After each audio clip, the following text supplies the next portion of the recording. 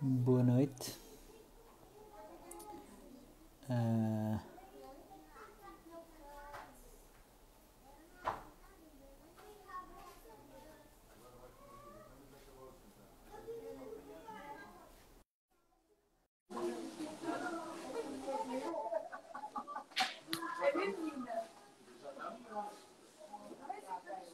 Olá, Ivone. Olá. Bom, parece que só estamos aqui os É, dois. ainda só. Isso é, acho que sim, é bom. E está aqui mais alguém. Ó, Vitor. Exato. Isto é uma estreia total. Tipo, esta questão do Instagram, do live. Acho que é a primeira vez que faço um. Não tinha bem Boa, noção do que era. boa, mas é fácil. Eu acho que entretanto eu ia aqui fazer um escalonamento do que íamos falar, mas não aparecendo ninguém, se calhar é por causa do solstício. Pois, por acaso nós estávamos a planear. Ainda tá tudo na praia. Nós estávamos a planear andar também pela rua um bocadinho mais, na verdade. Pois. Não, mas a ideia é fazermos isso antes das 10h40, porque às 10h40 termina o dia, não é? O dia mais longo do ano. Mas aqui, e se calhar avançávamos um pouco, eu acho que era importante falar sobre o Algarve, mas também falar sobre as motivações e empatia que se gerou entre as pessoas que formam este grupo. E de alguma maneira tu és a pessoa aqui, se calhar, melhor posicionada para nos explicar isso e falar um pouco de como é que tudo isto surgiu no Algarve. Não é? Ah, bem, ah, o primeiro encontro que fizemos foi um encontro com o arquiteto Gonçalo Vir, não é? Que reuniu comigo e com outras pessoas, na verdade, os mais. E havia uma intenção, para já era esta questão de termos o arquiteto Gonçalo Virnes pensar, não é? Tipo, a mobilizar-se numa coisa que para nós era assim uma coisa inédita. E depois foi o desafio que foi colocado, que era repensar na arquitetura, neste caso, repensar a ordem, propriamente. Sim, mas quando o Gonçalo pensou em concorrer, qual foi a abordagem que houve para as secções regionais? Ou seja, Uh, reuniram, como é que isso aconteceu? Reunimos todos, foram feitos vários convites. Não sei quem é que fez, deve ter sido o arquiteto, obviamente, que Eu fez tenho a os ideia, eu convites. tenho a ideia que o Gonçalo acabou por contactar os arquitetos da Câmara de Faro, Sim, não sim. é? Eram, Sede eram os do arquitetos distrito, da Câmara. e depois os arquitetos da Câmara de Faro, por coincidência, um deles é o Filipe Cunha, que tinha O sido. Filipe, o Jorge, a Exato. Teresa, a arquiteta Sofia Matias, a Patrícia Malóbia, ou seja, uma série de arquitetos que de certa forma já tinham, pelo menos no caso do Jorge e da Teresa, que tinham alguma ligação também à antiga delegação, ou E do sabiam o que é que Filipe, e do se Filipe tinha. também. E do Filipe, exato, claro, e do Filipe. Uhum. E isso foi importante esse momento porque para mim isto era tudo muito recente, para mim e para outras pessoas que lá estavam isto era tudo um discurso muito novo e acabámos pelo movimento que depois resultou dessa primeira reunião, Mas nessa acabou por primeira reunião, qual foi a questão mais significativa? Ou seja, o Gonçalo falou a toda a gente e o que disse? essencialmente o refundar e o repensar a ordem dos arquitetos, que o caminho que estávamos a tomar não era um caminho que achássemos que era o correto, não é? Que era a ordem a trabalhar muito para dentro, a participar pouco, falávamos de questões muito, muito pragmáticas, não é? E do papel que a ordem tem vindo a ter agora e já há algum tempo, uh, o descontentamento generalizado que há com a ordem e percebemos que tinha que mudar, tem que mudar as preocupações, não é? Então a adesão, a Portanto, adesão nessa reunião foi uma adesão positiva, não é? E passaram para outra reunião. inicialmente, mais ou menos, porque havia a intenção de ter mais gente e de gente até que está ligada a outras listas, não é? Porque o movimento no Algarve foi sempre encarado como uma coisa que devia ser transversal, não é? Aglutinador de várias pessoas, de várias Uhum. gerações, de várias experiências, na verdade. Porque a prática da arquitetura mudou muito, né? O próprio arquiteto Gonçalo Pires falava disso, e falou-se também desta nova geração na qual eu me encaixo. Ah, Que é a geração dos regressados, não é? Uma série de pessoas. que Sim, regressam havia ao um Algarve, não é?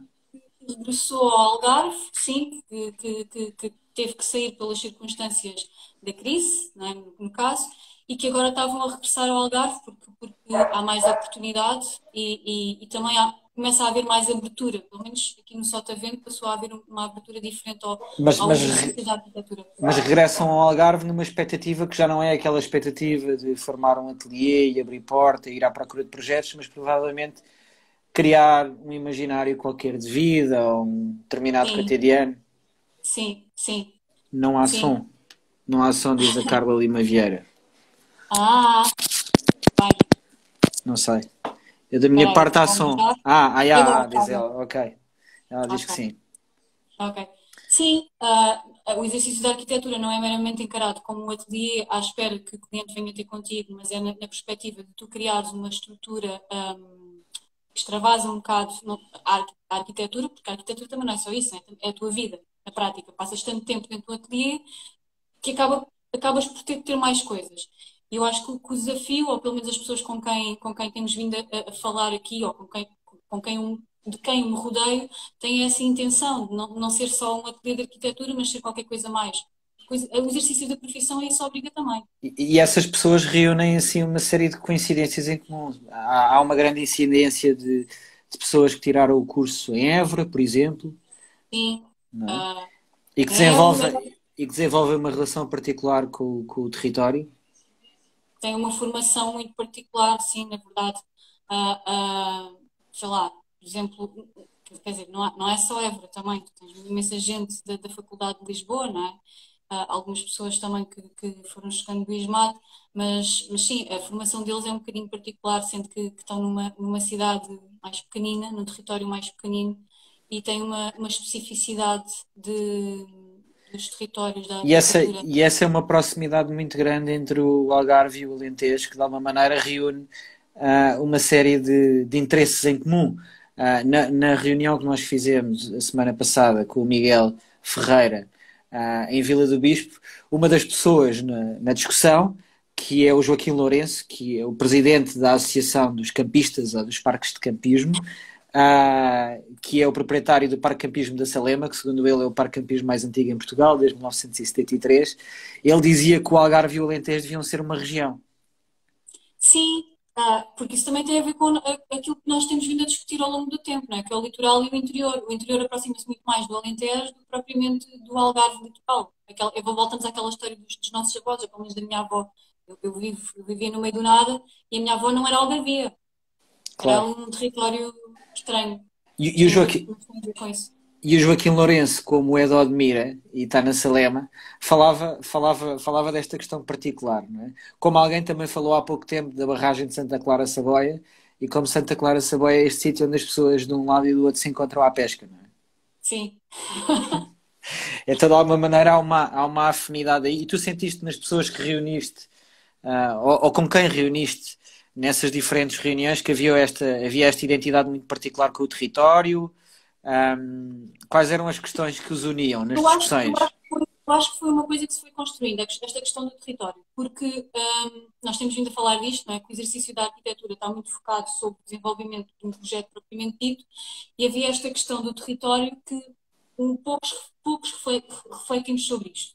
E quando se criou esta espécie de movimento, nós chamamos-lhe assim, que resultou das várias reuniões desta primeira geração, que nos apoiou também de forma muito generosa, particularmente pelo Jorge Guerreiro.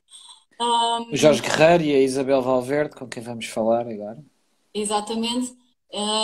Houve uma espécie de intenção comum que era encararmos o desafio de ter uma secção como uma coisa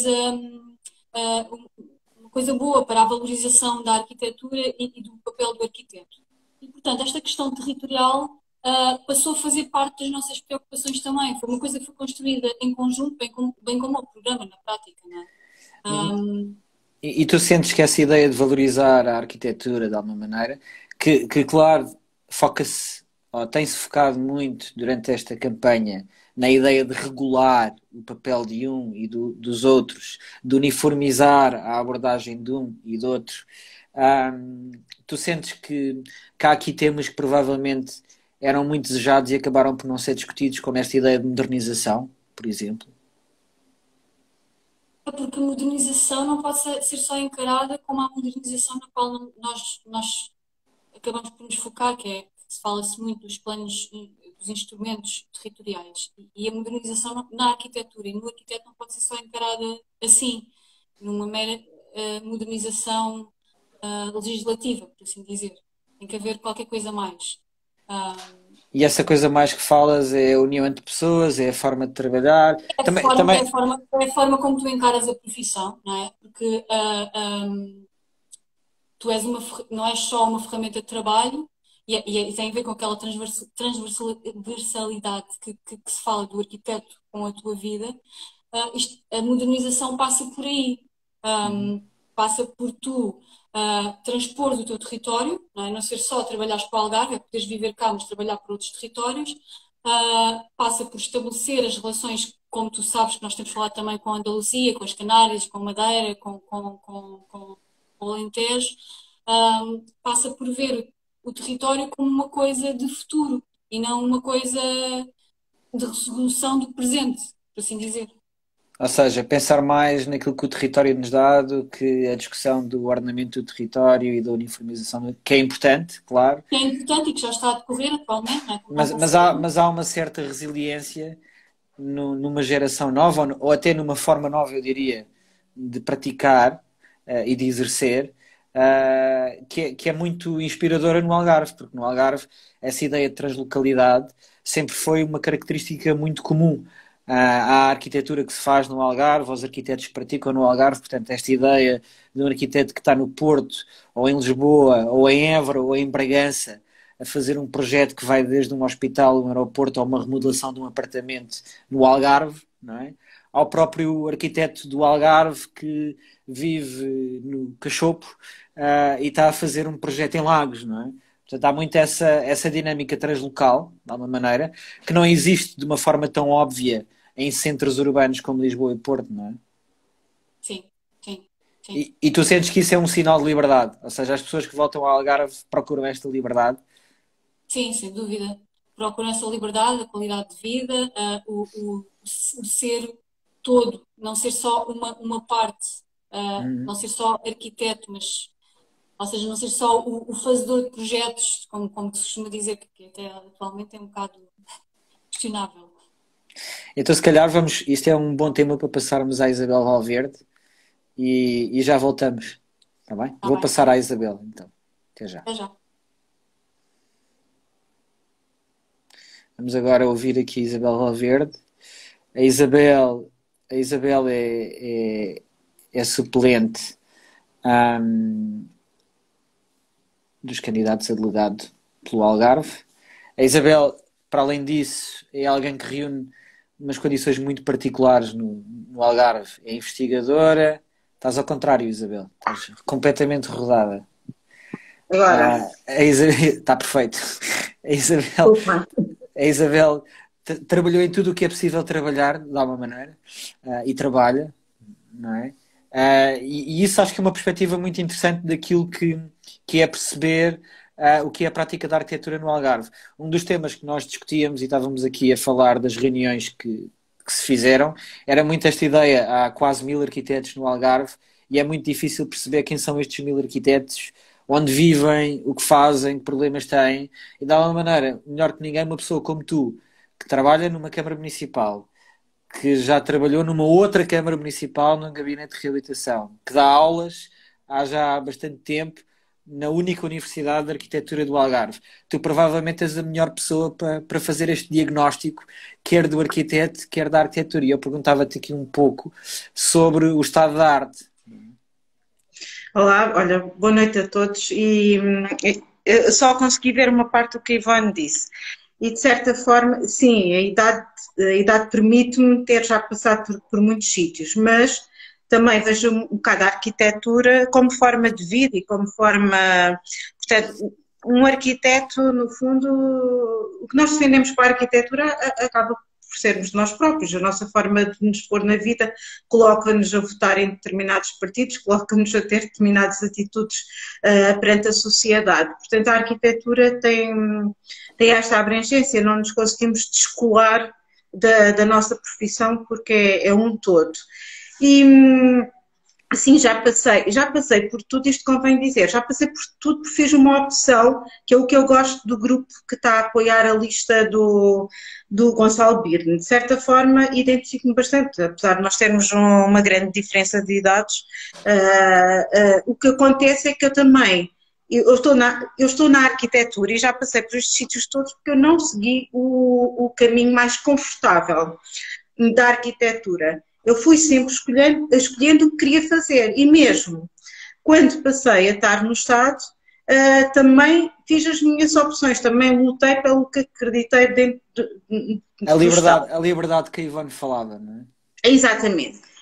Portanto, a liberdade também somos nós que a construímos. Se calhar, provavelmente, podia estar confortavelmente com a idade que tenho, poderia ter vindo para o Estado muito antes, como tive a oportunidade de vir, aliás, candidatei a 2 câmaras, Palmela e Lagos, a dada altura, muito no início, quando acabei o curso, e depois o coração falou mais alto e optei por estar em zonas menos confortáveis, mas que para mim constituía um desafio e eu acreditava que eu tive uma grande sorte como bolseira. Fui trabalhar para o Laboratório Nacional de Engenharia Civil e ainda apanhei a arquiteta Maria da Luz Valente Pereira. E ela dizia, eu não sou arquiteta, porque se isto é ser arquiteto, isto é a forma como eu me coloco na vida, e de certa forma é isso.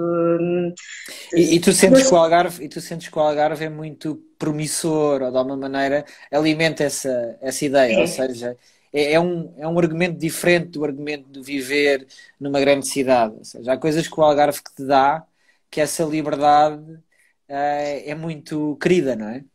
Não é só o Algarve, é todas as zonas mais interiores, ou todas as zonas onde há ainda muito por fazer. E o que é facto é que, enquanto pessoa que esteve a investigar durante uns anos, também tive imensa liberdade, graças a Deus, mas aquela possibilidade de implementar o que eu acreditava ou o que eu estava a tentar perceber se acreditava, o caminho que eu estava a escolher trilhar, só era possível se fosse feito numa zona onde havia muito por fazer e por ser do Algarve vim para cá e havia muito. E havia uma coisa muito interessante que uniu muito e ainda hoje une um grupo de pessoas muito grandes. Eu vim para um projeto da CCDR que era o Gabinete de Apoio às Aldeias do Algarve, trabalhar em reabilitação. Num momento em que não havia ninguém a trabalhar no Algarve. Havia a pessoa que eu conhecia, que ainda hoje para mim é uma referência, é a Teresa Valente, a trabalhar nessa área, mas havia pouco. E de certa forma, aquilo foi uma escola. Engraçado, eram pessoas que não se candidataram à função pública para ficar efetivos para sempre, mas foram pessoas que a Sotavento e a Barlavento abraçaram um projeto e foi muito interessante. E daí tem saído, e todas estas pessoas têm feito um trajeto muito, muito interessante. E essas mesmas pessoas dentro da CCDR acabaram por vir da Serra para o litoral, ou seja, os gabinetes técnicos locais em Armação de Pera, por exemplo. Já haviam, não, já foi a fase posterior, sim, já foi a fase posterior. Já tinham acabado os gabinetes, os GTLs, sim, o de armação, que até a nossa colega Sílvia... A Sílvia Benedito. Exatamente, foi minha colega de curso, aliás, com quem ainda fiz um ou outro projeto cá embaixo no Algarve, sim. Mas já foi uma fase posterior. E tu sentes que toda essa geração, de alguma maneira, refundou... Foi um grupo, ajudou, sim, criou mesmo. Tanto é... É a primeira vez que tu sentes, que há um grande grupo de arquitetos do Algarve a pensar... Exatamente. E continua a haver. Não tínhamos dúvidas, porque foram tudo pessoas interessantíssimas, foram tudo pessoas que seguiram a vida académica e, inclusivamente, fizeram os seus doutoramentos nesta área. Estou a falar do Miguel Raimão Costa, que dá aulas na Universidade do Algarve e que dirigia foi coordenador do Sotavento, e com quem ainda mantenho ligações, ainda temos um projeto em comum, também no domínio da reabilitação, o Vítor Ribeiro, que até está noutra lista, que também fez o doutoramento nesta área, a Marta Santos, muita gente que saiu. E já agora, desculpa. fora, em termos nacionais e tudo, engraçado. E desculpa interromper, muitos desses acabaram por seguir a carreira académica e tu falavas, há pouco tempo falávamos os dois e tu dizias que essas pessoas também são membros da ordem, ou também deveriam ser membros da ordem, não é? E falavas muito da importância da ordem ser inclusiva de todos aqueles que, de alguma maneira, têm uma formação de arquiteto, não é? Exatamente. Sim, mais do que nunca. E eu, ainda há pouco estávamos a falar, e ontem também tive a oportunidade de transmitir isso. O que eu vejo que é um debate muito redutor e muito limitativo para o que é a arquitetura, que é uma coisa tão abrangente. E eu ontem dizia, e mete-me imensa confusão, que eu quando agora tento fazer a minha campanha, não é? Estamos todos em campanha. O que eu encontro nos meus colegas é a ordem, que é a representação, portanto, quem chegar lá irá representar o Estado, não é? Convém não esquecer isto, portanto, a ordem profissional é uma ordem representativa do Estado. Claro, e do interesse público. Interesse público, como é óbvio, e o que nós estamos a ver é que parece que estão a querer, basicamente, é que quem ganhar, que crie, como eu dizia claro. Hoje, um julgado de paz para resolver litígios entre projetistas e as câmaras municipais, no que diz respeito à interpretação da lei e à falta de uniformidade nos procedimentos. Mas tu tens uma ideia muito particular sobre isso. Tu achas que a uniformização é uma... Acho que, obviamente, estão muito zangados os projetistas. Eu não me incluo nos projetistas porque faço pontualmente projetos, não me incluo, têm muita razão para estar preocupados e chateados, mas é uma coisa que eu lamento dizer, há de vir com o tempo, há de vir com uma nova geração. Não vale a pena dizer que todos os arquitetos das câmaras municipais são competentes, porque não está certo, há muita gente e de muito valor, há gente que ainda está no início e ainda não chegou aos cargos decisores. Muitas vezes há imensa vontade. Eu conheço imensos colegas, eu passei por 2 câmaras, não, passei por 3, passei pela Câmara de Silos, pela Câmara de Albufeira e agora estou na de Portimão. Há imensa vontade, há massa crítica, há pessoas com imenso valor, inclusivamente a fazer o que ninguém gostaria de fazer, eu pelo menos não gosto. Acho que é muito limitativo termos estudado tanto e termos uma formação tão abrangente e estarmos sentados. Mas o que tu achas que um arquiteto, desculpa interromper novamente, o que tu achas que um arquiteto na administração pública, em especial numa Câmara, podia fazer mais? Tens ideias muito particulares sobre isso, não é? Ok. Eu acho que não devia estar a ver projetos. Eu acho que devia estar... Também não acho que devia estar a fazer projetos. Acho que devia estar a instruir os procedimentos contratuais que permitam selecionar ou escolher projetistas de qualidade. Porque às vezes, eu sei, mas isso também, há imensas coisas que Roma e Pavia não se fizeram num só dia. A democracia ainda assim é muito jovem em Portugal. Há coisas que, só para terminar o meu raciocínio, há coisas que vão ao lugar. Há uma primeira geração de pessoas que são os decisores, eu não estou a falar dos executivos camarários, que esses também, graças a Deus, cada vez são mais informados.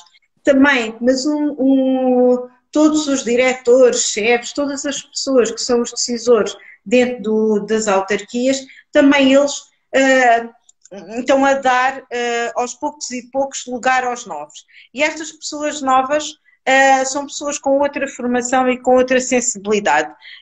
A uniformização... Que trazem a modernização. Trazem, certamente vão trazer. Eu já estou a ver, trazem uma nova maneira de ver. Os procedimentos também por força da legislação da administração pública também é uma questão de 1 ano ou 2 também serão certamente uniformizados. Aliás, já durante esta campanha já foram uniformizados, não é? Exato. Pelo menos no Algarve Central. Portanto, não nos vamos, agora voltando à tua pergunta, não nos vamos centrar, não vamos achar que o problema dos arquitetos não ser, que a profissão não estar dignificada ou não sermos muito acreditados, que seja um problema de secretaria, ou que o problema esteja nisso. Claro, não, isso claro. o tempo vai lá, é uma questão de tempo, o país está-se a modernizar, é uma questão de tempo, eu já vi tanta coisa de mudar, que não é por aí. Agora, o arquiteto que trabalha numa autarquia, de facto, é muito redutor o que faz, é processos, como é óbvio, mas tem a sua palavra, poderá vir a ter, e eu acho que vai ter, um papel determinante na elaboração de um procedimento concursal, onde é contratada uma equipa, fazer um bom caderno de encargos, ter a sua palavra. Eu acho que os arquitetos, por exemplo, deviam estar nas câmaras, deviam ser os projetistas do espaço público. E quando digo projetistas, eu defendo que os projetos não devem ser feitos nas câmaras, eles devem ser muito bem instruídos por arquitetos nas câmaras. Claro, porque claro. se for bem instruídos, um caderno de encargos for muito bem feito,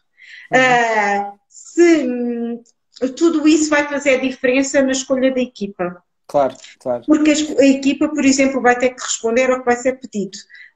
Se o que é pedido não é de qualidade, não chegamos a isso. Portanto, há de facto um grande papel, mas também eu em autarquias sempre escolhi o meu caminho. Foi difícil, mas acho que fiz a diferença. Consegui fazer sensibilização, produzir Programas pedagógicos. Não é? Programas pedagógicos em formato digital, alguns terão feito, fazer educação patrimonial para crianças, para adultos, formação. Lembro-me de uma iniciativa que eu gostei imenso e gostava de retomar, o curso de pedreiros restauradores, para pessoas que são pedreiros, mas ficarem habilitados ou adquirirem conhecimentos na área, claro. Ou seja, das construções que existem no Algarve, que são muito diferentes, como sabemos, do rural, do interior, só também para Desculpa, de alguma forma tu acreditas muito naquilo que é a competência de cada arquiteto e naquilo que é a nossa consciência de que parte muito de nós todos, não é? Alguém dizia aqui que o Algarve precisa da união entre arquitetos e tu falavas, e a Ivone também falava disso, que ao final as reuniões que se fizeram e das quais resultaram pessoas que até estão em outras listas, ao final do dia no Algarve tem-se discutido imenso que toda esta gente devia juntar-se em prol de um Algarve diferente, não é? E que esse deve ser o foco, não é? E foi o que aconteceu em 2001, quando eu vim com o Algarve, foi espontâneo, porque era um programa que havia muitos arquitetos a trabalhar, e pronto, no Sotavento e no Barlavento, nos tais gabinetes técnicos. Mas há possibilidade, há projetos comuns, há gerações que se tocam. Eu, por exemplo, acho que estou muito mais próxima da geração da Ivone do que toda a minha. Isto porque, lá está, era o que tu estavas a dizer, cada um escolhe o caminho. E fazer arquitetura é fazer política, é estar na sociedade, é intervir, é ser um cidadão responsável e com responsabilidade para com a sociedade. Porque a nossa atividade é muito, muito, muito abrangente e deverá tocar vários instrumentos, mas só voltando ao que tu estavas a dizer e do que eu estava a tentar também dizer, quando uma pessoa está a fazer, não sei se todos temos essa percepção, mas quem tem interesse e quem paga cotas à ordem e quem está mais empenhado às vezes nas eleições, nestes processos eleitorais, são os projetistas. E os projetistas, na tal razão muito redutora, que é tentar tornar facilitadora esta relação sempre difícil da autarquia e do projetista. Claro. Agora, a questão é que, quando, por exemplo, se faz um doutoramento, se é bolseiro de investigação, que se trabalha noutra área, se é professor e é arquiteto, não há interesse em pagar cotas. Não há interesse em pagar cotas porque a ordem só tem um chapéu de chuva muito pequenino onde só cabem os projetistas, onde não cabe mais ninguém.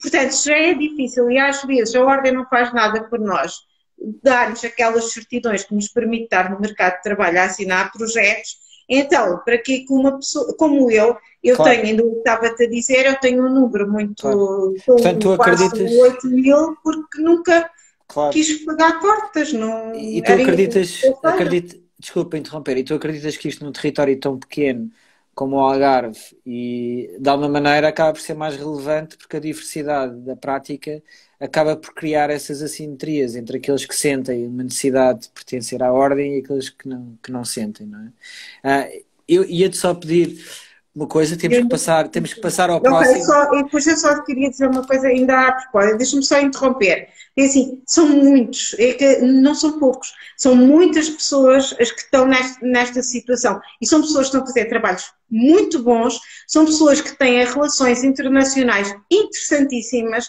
que colaboram em projetos internacionais, são pessoas que fazem a diferença e que fazem esta acreditação e são uma grande mais-valia para a valorização do arquiteto na sociedade. E são pessoas muito responsáveis e muito conscientes, quer como cidadãos, quer como arquitetos. Portanto, há todo um interesse enorme em trazer estas pessoas para dentro da ordem. Os investigadores, os professores, todos. Obrigado. E sobre esta questão da valorização da profissão, vamos passar agora ao Diogo Black. Obrigado, Isabel.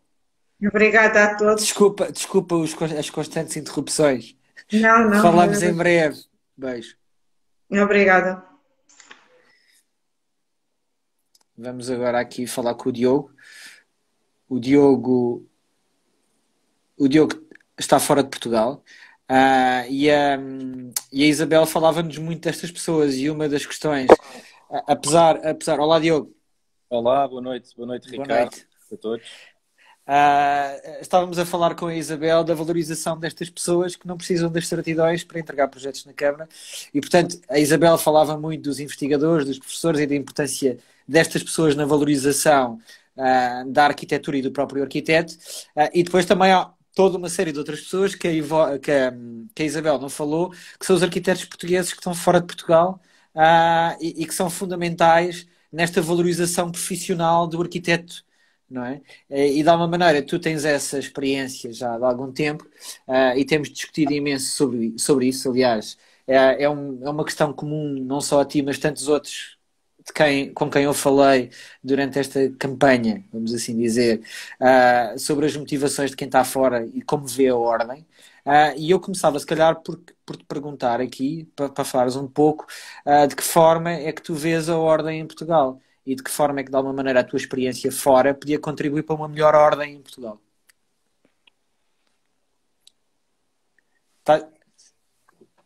Ricardo, boa noite. Eu mais acho importante fazer uma nota que eu saí de Portugal em 2007 e continuo fora. Trabalho para uma empresa em Londres e agora sou residente no Kuwait, onde estamos a acompanhar aqui a obra.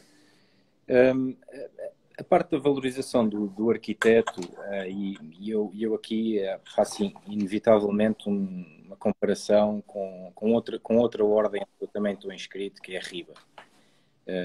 E tem um modo de operar em relação aos arquitetos completamente diferente. Acho que as questões que estavam a ser debatidas ainda há 10 minutos atrás relativamente à modernização da ordem são muito relevantes para o estatuto do arquiteto. Porquê? Porque a maneira como a ordem tem, talvez, de puxar a profissão para cima tem muito a ver com a exposição que possa dar aos seus arquitetos. E isto quer dizer, e como é que isto pode ser feito? Eu acho que tem que haver uma série de iniciativas feitas pela Ordem que promovam a profissão. O título de arquiteto em Portugal tem que ser protegido pela Ordem. Ou seja, quando há um potencial cliente que vem ter com um arquiteto, e até pode ser um cliente de fora, pode ser um cliente nacional, e se esse arquiteto estiver inscrito na Ordem, essa inscrição e o facto de estar inscrito na Ordem tem que ser um fator... No Algarve isso acontece com a RIBA. Ou seja, a Ordem tem que ter a capacidade... No Algarve, o arquiteto do Algarve acaba por estar acreditado na RIBA para ter essa relevância que tu falas, não é? Não. Porquê? Porque no Algarve, se calhar, tens clientes nacionais que conhecem bem a RIBA e então veem na RIBA uma espécie de estatuto de confiança sobre o arquiteto. E eu acho que é exatamente esta confiança que é importante manter entre a Ordem e os arquitetos e os clientes que olham para um grupo de arquitetos como pertencentes a uma ordem que regula a profissão. Agora, a modernização da ordem passa por muito mais coisas do que só a promoção do arquiteto. Quer dizer, neste momento, aquilo que está a ser feito, por exemplo, a RIBA, como em Portugal, tem vários polos regionais, tem o Londres, tem o East, West, Norte, e tem os tais polos internacionais. Mas no polo de Londres, que é um polo muito específico, que abrange cerca de 15 mil arquitetos inscritos na RIBA de Londres, e a questão que foi levantada anteriormente sobre os projetistas não se aplica na RIBA, porque a RIBA aceita arquitetos não projetistas, investigadores, estudantes, professores, catedráticos, todos fazem parte da RIBA e todos sentem uma valorização de alguma maneira para a reflexão e faz parte de um grupo muito complexo não só de aprendizagem, mas faz parte de um grupo muito complexo de, vamos dizer, de mais-valias, que faz com que a RIBA seja, de alguma maneira, um bocadinho mais abrangente no campo da ação. Então, na RIBA em Londres, nós temos, por exemplo, uma sala grande, que se chama-se Incubadora dos Arquitetos. Na mesma sala da Incubadora dos Arquitetos tens uma subsala que são claro, os mentores dos estudantes. E tu, para estares em RIBA, passas por um processo, desde que começas o curso, e começas pela parte 1, parte 2, parte 3, chegas a arquiteto, vais à RIBA, fazes a inscrição, e tudo isto é normal e acontece igual em Portugal. Mas há que uniformizar de alguma maneira este processo, para que tu, quando chegares ao ponto que tens realmente aquela sigla OA no fim da tua assinatura, seja realmente uma sigla reconhecida. E eu acho que isto é um bocadinho o que falta à ordem, é as pessoas poderem ter a confiança de dizerem a qualquer cliente: eu na Ordem dos Arquitetos, sou arquiteto projetista, ou o que seja, faço parte da Ordem como membro efetivo, e as pessoas têm que perceber que para lá ter chegado tem que ter havido um certo claro, rigor. E diz-me uma coisa, tu falavas, desculpa interromper, tu falavas aí duas coisas que eu acho que são importantes, que é a questão da incubadora, não é? De arquitetos, e a questão do grupo de mentores. A incubadora na RIBA está muito associada a esta ideia da sede, de um edifício. Esse edifício tem um certo posicionamento, representa toda uma lógica de hierarquia e representatividade na sociedade, não é? E por outro lado, permite também a quem entra na incubadora usufruir do edifício, usufruir de áreas comuns do edifício, ter representatividade na página da própria RIBA, e de alguma maneira é a questão do estatuto que tu falavas, não é? Mas no Algarve há um tema que é muito sensível, e nós temos falado com imensa gente, e depois de discutirmos muito esta questão da incubadora, eu acabei por falar com o João Borga da Startup Portugal e até com outras pessoas sobre a experiência da incubadora, até com o próprio Henrique Ralheta do Lolé Design Lab, que tem uma incubadora e um coworking, e a grande questão no Algarve é que a dispersão geográfica torna a questão da incubadora na ordem complexa, porque basicamente quem está a começar a prática tem problemas, não tem recursos financeiros, e portanto a questão da deslocação acaba por ser um tema. E uma das propostas, ou um dos temas que especialmente o João Borga da Startup Portugal falou, é a questão dos programas de aceleração, ou seja, dos aceleradores. Ou seja, esta ideia que tu unes o conceito da incubadora ao conceito do mentor, com a ideia de estágio ou de preparação para uma prática na região. E essa preparação para a prática na região, não é? É uma coisa que se pode fazer do tal início ao contacto com aquilo que é a prática. Tu de que forma é que tu achas que num território como o Algarve, imagina, sem uma sede, de que forma é que poderíamos trazer todo esse contacto com o mercado de trabalho ou com a própria prática, e de alguma maneira criar essa representatividade ou esse prestígio, de alguma maneira que tu falas em relação à RIBA?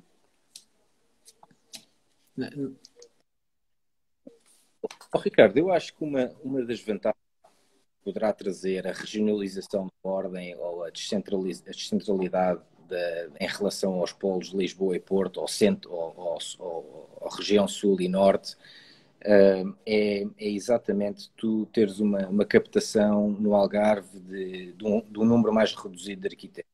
E com essa captação mais pequena consegues ter iniciativas muito mais específicas e ser muito mais concreto nas ações que fazes, tens muito mais capacidade de ouvir as pessoas que estão à tua volta do que as pessoas que estão num contexto nacional. E acho que isso é uma das grandes vantagens, talvez, da regionalização. Em termos de incubadoras, uma incubadora de arquitetura não deixa de ser um espaço comum de trabalho.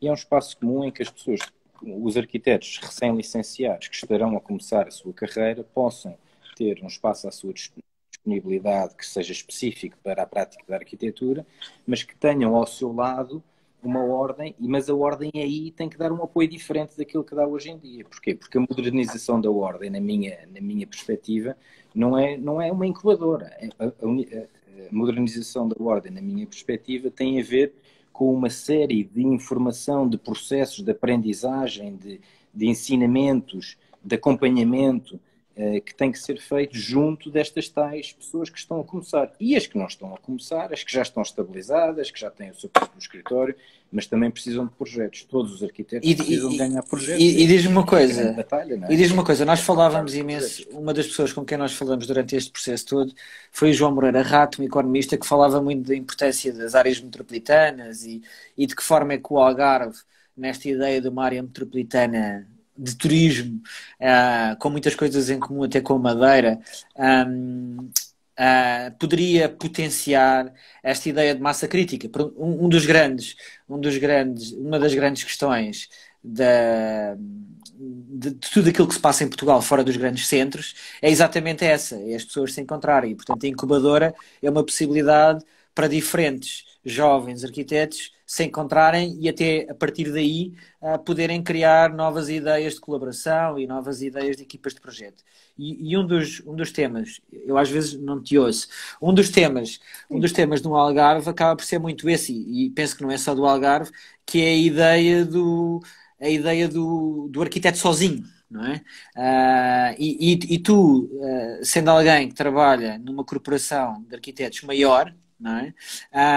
Sabes muito bem a importância que é esta formação de uma ideia de colaboração. Ou seja, continua-se a inspirar ainda muito a ideia do arquiteto sozinho. E provavelmente a tal modernização que a Ivone falava ao início e que tu falas agora também tem a ver com mudar este paradigma para o arquiteto que só trabalha com outros arquitetos e que não trabalha sozinho, não é?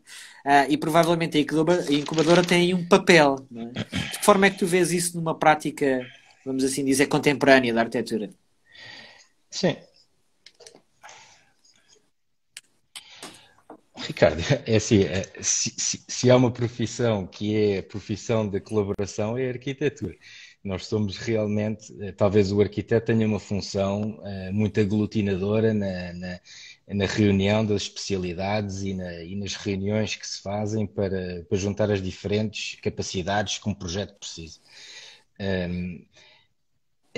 Este espaço, podemos continuar a falar da incubadora só como a título de exemplo, mas um espaço comum de arquitetos seria também uma excelente oportunidade para se poderem fazer apresentações, para poder haver uma transversalidade para o mundo da construção. Se tu tiveres uma incubadora no Algarve, com certeza que se vão falar sobre quem são os construtores do Algarve, quem é que são os fornecedores de materiais no Algarve, quem é que são as pessoas que no Algarve conseguem dar capacidade de resposta a projetos, quais é que são as escalas dos projetos e os budgets de cada projeto. Portanto, tens projetos de 80 metros quadrados, claro. Tens projetos de 8.000 metros quadrados, tens projetos de várias escalas. E estas diferentes escalas e as diferentes especialidades vão requerer consultorias diferentes, com pessoas diferentes. Se houver um espaço aglutinador que possa reunir as competências todas debaixo de uma alçada, que seja a alçada da ordem, e a ordem tiver a capacidade de imediatamente ter um registro de quem é que consegue fazer o quê, há uma facilidade enorme associada à prática imediatamente. A minha experiência, que trabalho num escritório grande, somos 1.200 arquitetos debaixo do mesmo teto, mas nós não deixamos de ter equipas individuais, algumas maiores, outras mais pequenas, dependendo dos projetos, e cada equipa tem que gerir os seus consultores e as suas especialidades da maneira que Claro. achar mais correta, porque os projetos são todos muito diferentes uns dos outros. Mas não deixa de ser interessante que, sendo um escritório muito grande, funciona um bocadinho como uma incubadora. Porquê? Porque há muita transversalidade no conhecimento. E nós não fazemos um projeto que já tenha sido feito do mesmo tipo no nosso ateliê sem irmos consultar as pessoas Claro. que já fizeram um projeto desse género. E isto é a grande vantagem E de isso ter é um um grupo pouco a de pessoas posição no do mesmo mentor, espaço. não é? Quando esse grupo não existe no mesmo espaço, não é? Ou seja, de alguma maneira, o tal mentor ou o tal grupo de mentores que falava, e que deve começar, Claro. na ideia do orientador de estágio, vamos assim dizer, que é a mesma ideia do orientador de tese, ou seja, esta construção do mentor fora da ideia do imprinter, da inteligência artificial, ou seja, Uhum. claro que é importante a referência de determinados arquitetos na nossa prática, mas o mentor acaba por ser aqui uma figura mais relevante, não é? Porque é aquela figura que te pode acompanhar e que te pode aconselhar mais próximo, não é? Do ponto de vista académico, sem dúvida, e eu acho que os estudantes, assim que se licenciam, e o mundo da arquitetura em Portugal licencia muitos estudantes por ano, todos os anos, e todos eles sonham, calculo eu, a maior parte pelo menos, em vir a Claro. praticar a arquitetura como projetistas. Pelo menos é isso que se aprende nas universidades, e eu acho que a maior parte anseia rapidamente em poder entrar num ateliê de arquitetura e começar a Uhum. colaborar como arquiteto júnior. E essa é a grande mais-valia de um mentor académico. Mas há outro tipo de mentores também muito importantes que eu acho que podiam ser interessantes integrar num espaço destes. E no espaço destes eu Claro. falo da ordem, falo da ordem regional, falo, por exemplo, do Algarve, que acho que é o tema que mais relevante para ti. Mas não, há outro tipo de mentores que são mentores para clientes. E porquê mentores para clientes? Mentores para clientes é um conceito que talvez não exista muito em Portugal, mas que tem-se mostrado muito produtivo. Porquê? Porque tens um cliente ou uma série de clientes que chegam ao Algarve e estão à procura de arquitetos, estão à procura de um terreno, querem comprar, querem fazer, e poderiam ver na ordem regional Claro. o ponto de E partida não na para mediação essa pesquisa. imobiliária. E então chegam lá e têm um mentor de cliente. O que é que o mentor do cliente faz? Não na medição imobiliária. Porquê? Porque a medição imobiliária puxa os honorários dos arquitetos todos para baixo, fazem projetos por tudo e meia que têm que ser feitos em tempo recorde, meia dúzia de visualizações que não resultam na maior parte das vezes.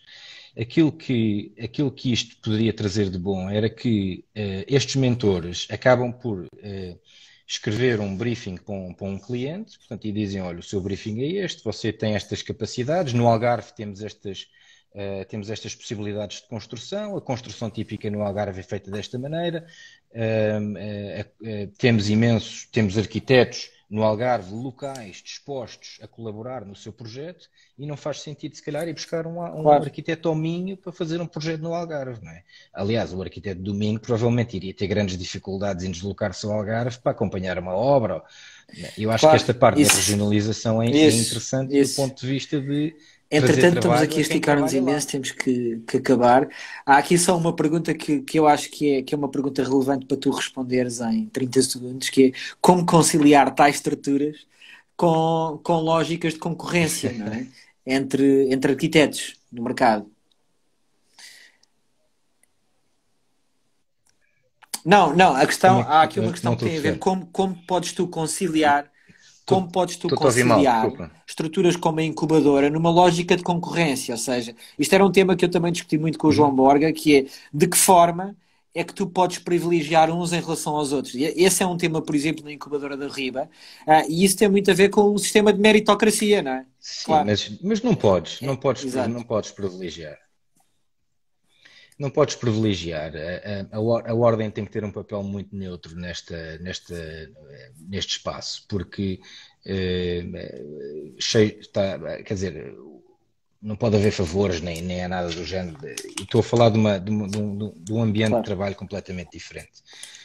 Podem ser oferecidos a potenciais clientes ou potenciais investidores listas de arquitetos que estejam disponíveis a trabalhar, com os devidos portfólios e os devidos recomendações de outros arquitetos, de outros clientes passados, e cabe depois, claramente, a quem está à procura de um arquiteto de fazer a decisão, tomar a decisão. Mas é um bom tema que podemos falar mais. Há aqui só então um fala, tema que eu não queria deixar de... Conta. Passo, claro. Vou ser muito breve. Acho que esta história da modernização da ordem tem um bocadinho a ver também com a maneira de pensar, e há um tema que tem que ser invariavelmente falado, e talvez no contexto do Algarve ainda seja mais crítico, que tem a ver com a sustentabilidade e as alterações climáticas. Nós falámos um bocadinho disto no passado, tocámos muito levemente neste tema, mas é muito importante que a ordem tenha disponível e consiga... Estás-me a ver, deixei-te ver, mas acho que ainda me estás a ouvir. Sim. E acho muito importante que a Ordem tenha um conjunto de iniciativas que promovam uma construção eficiente e que tenham ao dispor dos arquitetos uma série de ferramentas e de apoios, de maneira que a questão da sustentabilidade seja cada vez mais posta eu acho que essa, na mesa, eu acho que essa é uma boa haja resposta dúvidas para a em questão que relação a estávamos isso. também há pouco aqui, que foi colocada aqui, que é a questão da concorrência. Ou seja, de alguma maneira, a lógica de entendimento do território como um território onde gerimos recursos de uma forma colaborativa é fundamental para responder a esses predicados todos da sustentabilidade, porque ao final do dia a sustentabilidade é como vamos conseguir gerir melhor um território onde todos estão a desenhar, todos estão a gerir, todos estão a construir, todos estão a manter, todos estão a aprovar.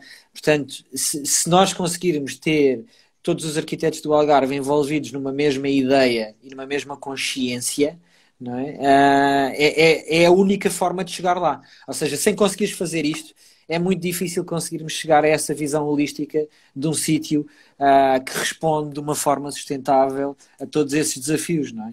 E se calhar passava aqui agora a palavra ao próximo, não é? Que é uma palavra de mentor. Força. Desculpa lá, obrigado, Ricardo. Mas podíamos estar aqui agora muito mais tempo a falar.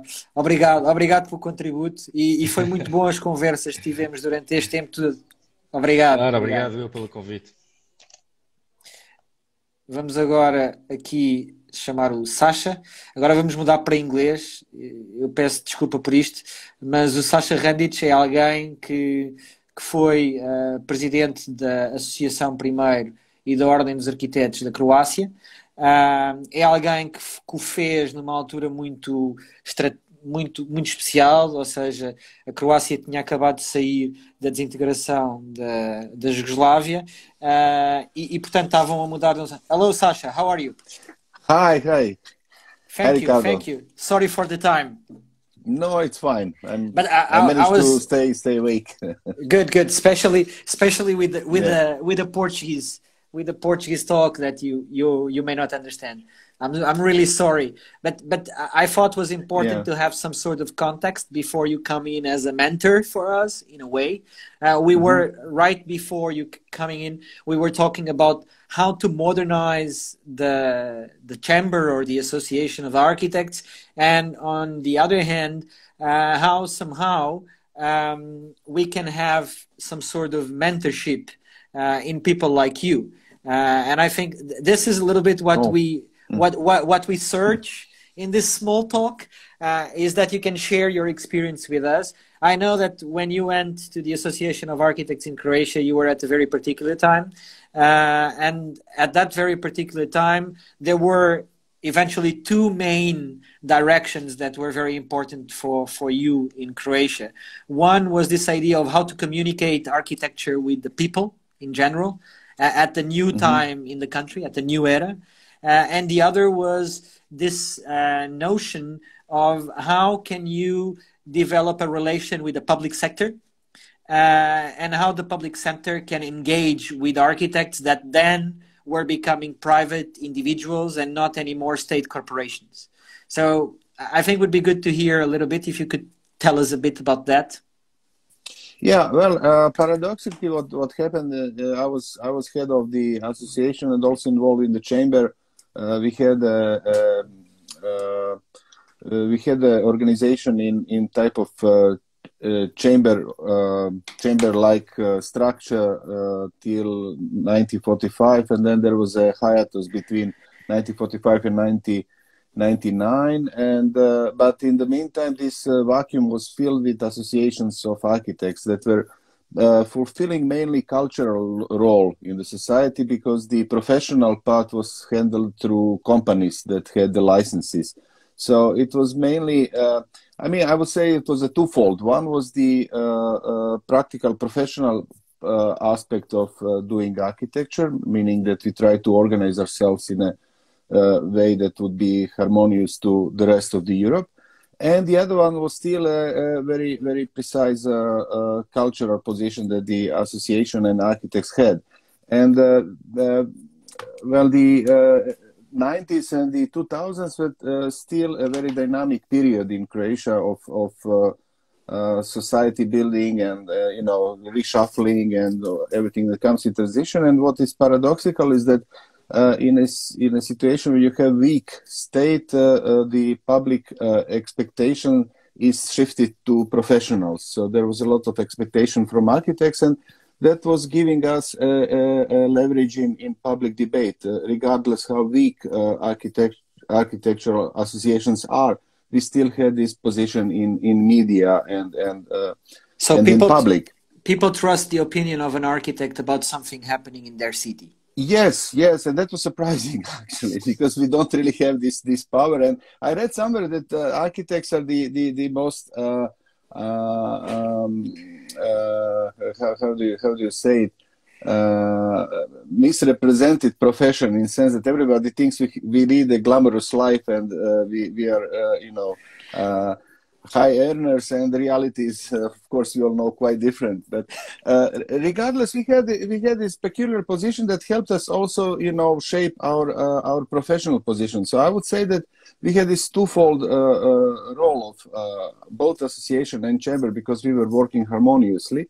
And so chamber was dealing more with. But the chamber was with architects and engineers. Yes, exactly, together, and that was right? and that was considered by architects as kind of impure and not good. So we tried to separate from them, but I think it was actually quite favorable, because we were together with civil engineers that had a much stronger position in the society, particularly in the early 2000s, because they maintained the big companies, and you know, by definition they have higher contracts. You know. It's actually interesting that you are saying that, because today I was talking with Paula Santos, which is our candidate to vice president of the Chamber of Architects in Portugal, and she was saying that we would only be able to negotiate a fee, a structure for the honorarium, if we get in agreement with the engineers, because the engineers are also becoming somehow with problems on that kind of context, and it's fundamental to discuss with them how we can publish together an honorarium schedule, apart from the discussion regarding who takes what from the job. That at a certain point, to achieve that sort of minimum honorarium schedule, you need to get an agreement with the engineers. Absolutely, you need synergy, and you need alliances, and you know, you need friends on high places. I mean, that's what it comes. So you need political weight. Yeah, and we don't have it. I mean, as architects, I mean, it's clear. And civil engineers, and it was the case in Croatia anyway at the time. They did have political weight. So we did have a list of fees that were immediately challenged by the by the association that handles the market. The market authority for concurrency. Yeah, exactly. Yeah. So they filed a complaint with the Constitutional Court, but the Constitutional Court rejected their claim. So we had, for all the time when we were together, we had an official, fees, and all public procurement was supposed to follow these fees fully, and it did coincide with a kind of a steep increase in construction, so the whole context was kind of favorable. So, but we had this situation for a while anyway. To so have the same, official fees. and the same happened with the competitions, right? So somehow you were able Exactly. to publish. Yeah, and we with the competition was a slightly different story because we did have a tradition of competitions, but we didn't really